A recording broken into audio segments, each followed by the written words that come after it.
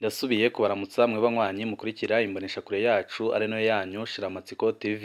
Ni imboneshakure imwe rudende dushikiriza inkuru n'ibiganiro utaronka ahandi. Uyu ni umwanya w'amakuru agezweko ari kuvugwa ngaha mu gihugu c'u Burundi, aho ino mboneshakure yacu ari nayo yanyu Shiramatsiko TV bategurira amakuru atandukanye aba ari kuvugwa mu bisata bitandukanye, aho twibanda cane cane ku makuru aba ari kuvugwa ku gateka kazina muntu, aba ari kuvugwa mu butungane, aba ari kuvugwa mu cibano, aba ari kuvugwa ku mbuga ngurukana bumenyi ndetse n'andi yose mutamenye mwaranyegejwe turatohoza amaze tukabashikiriza ido nido. Twabateguriye amakuru ahambaye cane arabana n'abategetsi bakomeye cane nga mu gihugu c'u Burundi bariko barakorana n'imisore yo muri Kongo yitwaza ibigwanisho ihungabanya umutekano.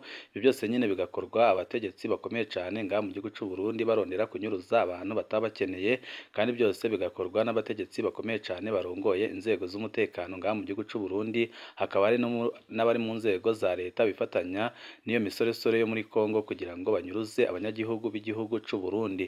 Hari amakuru menshi adahumuriza twabateguriye ariko aravugwa nga mu gihugu c'u Burundi, niyo tugira ngo tubashikirize. Wifuza kuzajya bo mu mbere bashirwa n'inkuru n'ibiganiro bene nk'ibi, ico usabwa nta cindi no gupyonda kuri sabone kugira ngo ko rishizeho amakuru n'ibiganiro ujye uba wa mbere mu gushikirwa nabyo. Turatevye rero amakuru yacu tatangurire mu ntara ya Bubanza, aho musitanteri wa komine yatanze imihoho. Musitanteri wa komine Bubanza intara ya Bubanza Burengero yaratanze imihoho kuri uyu w'Imana gushaka kwiwe. Olivier niyo nkuru yarangwa no kudashobora ibikorwa byo kurongora iyo komine nk'uko bivugwa n'abanyagihugu baho. Komine Bubanza kuva kuri uyu w'Imana irongowe n'umunyamabanga nshingwabikorwa ntayegayezwa by'imfatakibanza nyuma yo gutanga imihoho kwa Olivier niyo nkuru. Iryo tangwa ry'imihoho ryaremewe n'inama ya komine. Hari mu nama idasanzwe yari yatumweko n'umukuru w'inama ya komine Dr. Gervasi Ndayizeye. Iyo nama yibanze yavuga ku bitari bike bijanye n'itunganywa ribi ryaranze imyaka 3 Olivier niyo nkuru yari amaze ku burongozi bw'iyo komine. Aha harimwo kuba ataco ashoboye, ibiturire, ukunyuruza amatungo ya komine n'ayandi makosa akomeye. Niko byabonywe n'iyo nama nyine yari iriko iraraba ibyo yakoze mu myaka 3 yaramaze arongoye iyo komine. Yadandaza ibinyobwa atubahirije ibiciro bya leta. Nta mugambi n'umwe wariko urakorwa, yoba yararengeje urugero mu kwandika amafaranga inyubakwa y'ibiro by'ishuri shingiro ya Bubanza 3 bizotwara. Iyo ikaba yatwaye miliyoni zirenga 50 z'amafaranga y'amarundi n'ibindi byinshi cane, niko isoko muri urwo rwego ryatomoye. Agira kabiri atanze imihoho kuri urwo rwego mu ntara ya Bubanza muri iki kiringo inyuma y'uwa komine Musigati. Abasitanteri batanga imihoho ku itegeko ry'umugambwe uri ku butegetsi barimwo batanze imihoho bakaba bariko barakora barakingiwe n'abategetsi bakomeye cane bakomoka mu mugambwe uri ku butegetsi, kuko nyine baba bariko baravugwaho amakosa menshi akomeye cane. Kandi igitangaje kandi kinababaje nuko nyine batajyanwa imbere y'ubutungane kugira ngo bisigure ku byaha bitandukanye baba bagirizwa. Tuvuye ngaho amakuru yacu tabandanirize Giharo, aho inyuruzwa ry'uburyo bugenewe kugura ibikoresho mfashanyigisho. Kuva mu ntango z'uyu mwaka w'ishuri, abigisha b'amashuri mu gice c'ishuri shingiro muri komine Giharo mu ntara ya Rutana buseruko bw'u Burundi nta bikoresho mfashanyigisho bafise, mu gihe byabaye ngombwa ko babigura mu mafaranga bikuriye mu mufuko wabo bemerewe kuzoyasubizwa. Bararindiriye ko batunganirizwa, biba iby'ubusa kugeza n'uyu munsi ntibarigera bayabona. Bagiriza ubuyobozi bw'indero muri komine n'abayobozi b'amashuri amwe kunyuruza amafaranga agenewe kugura ibyo bikoresho mfashanyigisho. Mu gihe umwaka w'ishuri turimwo watangura, amafaranga yo kugura ibikoresho mfashanyigisho ategerezwa kurungikwa n'ubushiranganji bw'indero ntiyari bwaboneke. Abajejwe igisata c'indero muri komine baciye basaba abigisha gukoresha amafaranga yabo mu ntumbero kubigura kugira ngo bazobisubizwe mu nyuma. Kubera ko tutari kurindira igihe kirekire kugira ngo dutangure ibyigwa, twaremeye ibyo twasabwe n'indongozi z'igisata c'indero, twakoresheje amafaranga yacu. Niko bamwe mu bigisha bagaragaza umubabaro ukomeye cane. Ariko ubushiranganji bumaze gusohora ayo mafaranga, abigisha b'Igiharo baratangaye kuko ntibigeze bayahabwa. amafaranga yanyu ntayo muzoronka nta kindi. Niyo nyishu yatanzwe n'abarongoye indero muri komine nk'uko byemezwa n'abigisha bafise agashavu gakomeye cane. Kubw'amasoko yacu aya mafaranga yanyurujwe n'umuyobozi w'indero muri iyo komine afatikanije n'abayobozi b'amashuri. Umuyobozi w'indero muri komine aradutera ubwoba igihe dusabye amafaranga yacu. Aremera ko azobogozwa ariko yatwihoye twese. Ariko turikeka kandi ko n'abayobozi b'amashuri bafisemwo uruhara rukomeye cane. Ntaco bavuga kugira ngo dutanganirizwe. Niko abigisha bavuganye n'ikinyamakuru cyacu bagaragaje umubabaro ukomeye cane n'imyidogo myinshi berekana ko n'abayobozi b'amashuri bafisemwo uruhara rukomeye cane.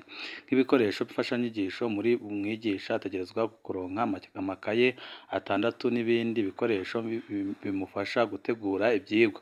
Mu mashuri shingiro n'ay'inyuma y'ishuri shingiro amafaranga agenewe ibikoresho mfashanyigisho ari hagati y'ibihumbi 7,600 n'ibihumbi 15 y'amarundi buri mwaka nk'uko amasoko mu mashuri abyemeza. Abajejwe indero muri komine ntabwo baragira ico bashikiriza kuri no nkuru nyine tumaze kubashikiriza yuko nyine abigisha bategereje amafaranga yabo bagaheba. Komine Giharo ni komine nini isumba intara ya Kayanza. Uburaruko bw'u Burundi ifise abanyagihugu barenga ibihumbi 585. Tuvuye ngaho amakuru yacu tabandanirize ku nkuru ibabaje kandi iteye ubwoba iriko iravugwa ku ndongozi z'u Burundi aho ziriko zirakorana n'imisoresore yo muri Kongo mu kugira ngo zinyuruze abanyagihugu b'igihugu c'u Burundi kandi bakabikora ku murango izuba riva, ariko hakaba hari indongozi ya mayimayi yafashwe ikorana n'abategetsi bakomeye cane ngaha mu gihugu c'u Burundi. Aho garikwa ry'indongozi ya mayimayi ikorana n'abategetsi b'u Burundi. Uwiyise General Kapapa waba mayimayi yarahagaritswe ku muhingamo kuri uyu wa gatandatu. Igisirikare ca Kongo camufatiye ku rubibi rwa Kibiriba Odazi hagati y'u Burundi na Kongo. Umurwi w'abagwanyi niwo ukorana n'abategetsi b'u Burundi mu kwerekana inzira abanywanyi b'umuhari w'urwaruka rw'umugambwe CNFD n'igisirikare c'u Burundi baja kugwanya imirwi yitwaje bigwanisha abarundi icumbitse muri Sud Kivu wagirizwa gukora amabi menshi harimwo kunyuruza abantu no kubagandagura mu kiyaya ca Rusizi kubw'amashirahamwe yigenga agaragaza agashavu gakomeye cane. Oyise General Kapapa yahagaritswe avuye mu Burundi. Kubw'ababibonye abasirikare ba Kongo nibo bamuhagaritse nyine akiva mu Burundi. Turanezerejwe n'ifatwa rya Kapapa, dusaba indongozi zacu kumurengutsa imbere y'ubutungane mu maguru masha kugira ngo yishure amabi yakoze. Niko Mafikiri Mashimango umuhuzabikorwa w'amashirahamwe yavuze, akagaragaza umubabaro ukomeye cane aho yagaragaje nyine ko leta igomba kumushira imbere y'ubutungane kugira ngo abazwe ku mabi atandukanye yakoze. Ku mugwa mukuru wa Bwengero abanyagihugu bibuka abantu banyurujwe n'abamayimaye. Kapapa bavuga ko bizeye ko azobihanirwa ibyo yakoze. Bamenyesha ko abanyurujwe barekuwe inyuma yo gutanga amadolari menshi cane abandi bagahita bagandagurwa. Abamayimaye Kapapa barananyuruje abantu benshi kwibarabara Bukavu Uvira nk'uko bishikirizwa na Charles Kanyekongo umunyamabanga wa sheferi y'ikiyaya ca Rusizi. Ugukorana n'abategetsi b'u Burundi. Wiyise General Kapapa yahora akorana n'abategetsi b'u Burundi kubw'amasoko muri Sud Kivu. Umurwi wiwe uri mu nkorambara zifasha abasirikare b'abarundi n'imbonerakure abanywanyi b'umuhari w'urwaruka rw'umugambwe rw'ubutegetsi gutora ibirindiro by'abagwanyi b'abarundi ba FNL ya General Nzabampema na Red Tabara. Abamayimayi nibo bacira inzira abarundi ku rubuga. Niko amasoko yacu akavuga nyine ko abamayimayi basanzwe bakorana na leta y'u Burundi kandi bakabakorana n'abategetsi bo ku rwego rwo hejuru. Ntibiramenyekana nimba amafaranga Kapapa yari afise yari intererano y'abategetsi b'u Burundi canke ko yoba ari yatanzwe n'umuryango waba yaranyurujwe uba mu Burundi. Umuvugizi w'igisirikare ca Kongo muri Sud Kivu ntitwashoboye kumuronka kugira ngo yishure ku bibazo byacu. Haraheze ukwezi kurenga ubundi yari yise Generali w'abamayimayi Kijangara Mangambo yari arongoye abamayimayi Kijangara yarishikanye ku ngabo za FARDC. co kimwe na Kapapa nawe nyine arikekwa ko kunyuruza, kwica abasivile benshi akanasahura inka nyinshi cane cane iz'abanyamulenge. Abategetsi b'u Burundi bama bahakana ko bakorana n'imisore y'abarwanyi ikorera ku butaka bwa Kongo, aho u Burundi bufise amakambi abiri y'abasirikare kuva mu kwezi kwa munani, imwe yarungitswe mu rukurikirane rw'ingabo z'akarere ka Yasi, iyindi ijanwayo ku mwumvikano wa leta y'u Burundi na leta ya Kongo. Abasirikare b'u Burundi bacumbitse mu mazoni ari mu ntara za Sud Kivu na North Kivu mu buseruko bwa Kongo, aho nyine bari gukora ibikorwa bitandukanye, ariko abarundi bakaba bafise n'agashavu gakomeye cane kubera ukuntu abasoda b'u Burundi bariko baragwa mu ntambara ariko irabahuza na M23, kandi biboneka ko ata kintu na kimwe bariko bararwanira. Tuvuye kuri iyo nkuru, amakuru yacu tabandanirize mu ntara y'Ibitoki, aho umuntu yapfuye, ibintu bironekara biturutse ku mvura y'isegenya imugina. Umukenyezi umwe yarapfuye aguweko n'ibihomoka ku musozi Ngoma muri komine Bukinanyana mu ntara y'Ibitoki, uburaruko bushira uburengero bw'u Burundi.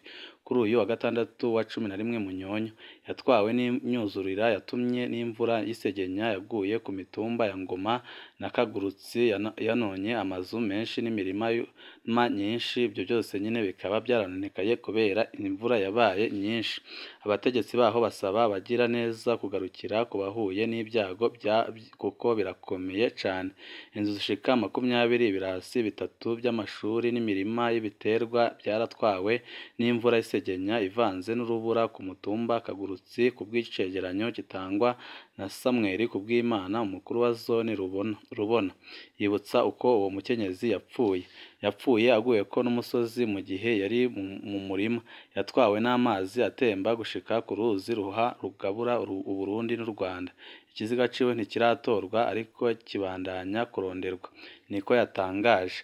Atomora kandi ko imvura igwa muri iyi minsi imaze konona ibintu bitari bike ngaha mu gihugu c'u Burundi. Kiretse amazu arenga 300 yasidutse, ibirasi 9, amashengero 3 n'amahegitari ashika 100 y'imirima y'ibiterwa nk'ibitoki, ibiharage n'ibigori. Ibindi biterwa by'ubwoko bwinshi byarahitanywe n'amazi y'imvura. Uwo ajejwe intwaro asaba abagira neza kugarukira ko bari mu kaga kuko bahuye n'ingorane zikomeye cane. Ibyihutirwa kubwiwe ni nk'ibifungurwa, ibikoresho byo kuryamako no kwifuka ku banyagihugu batagira aho bakika umusaya, ubu barara hanze, hamwe n'ibikoresho by'ishuri kugira ngo amashuri ashobore gukora, abana babo basubire ku mashuri, kuko nyine benshi ntibakijya ku mashuri kubera iyo mvura yabaye myinshi. Ninga duce dusozerera amakuru twari twabateguriye. Wifuza kuzajya bama mbere bashikirwa n'inkuru n'ibiganiro bene nk'ibi, ico ubusabwa nta kindi ni ugupyonda kuri sabone kugira ngo koreshizeho amakuru n'ibiganiro ujye uba wa mbere mu gushikirwa nabyo. Ibihe byiza nibyo ndabipfurije.